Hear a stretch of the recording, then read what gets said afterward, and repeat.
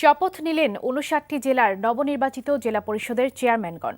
সকালে প্রধানমন্ত্রীর তেজগাঁও কার্যালয়ে তাদেরকে শপথ পড়ান প্রধানমন্ত্রী শেখ হাসিনা। গত ২৮ ডিসেম্বর জনপ্রতিনিধিদের ভোটে এই নির্বাচন অনুষ্ঠিত হয়।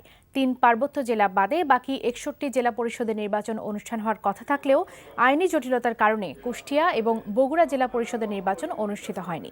শপথ পাঠ শেষে প্রধানমন্ত্রী শেখ হাসিনা জেলা পরিষদ চেয়ারম্যানদের উদ্দেশ্যে বলেন, বর্তমান সরকার স্থানীয় সরকার ব্যবস্থাকে শক্তিশালী করার জন্যই এই নির্বাচনের ব্যবস্থা করেছে। জেলা পরিষদকে যথেষ্ট ক্ষমতা প্রদান করা হয়েছে জানিয়ে শেখ হাসিনা নিজেদের উপর অর্পিত দায়িত্ব সঠিকভাবে পালন করার আহ্বান জানান।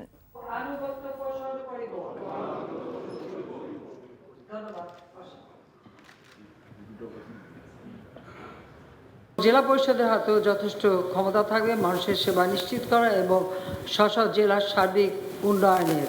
আমি চাই সততা, নিষ্ঠা, একাগ্রতার সাথে আপনারা স্ব দায়িত্ব পালন করবেন। আপনাদের মূল লক্ষ্যটা হবে যে মানুষের সেবা করা।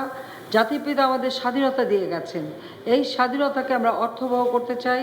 এই স্বাধীনতার সুফল প্রতিটি মানুষের ঘরে ঘরে আমরা পৌঁছে দিতে চাই।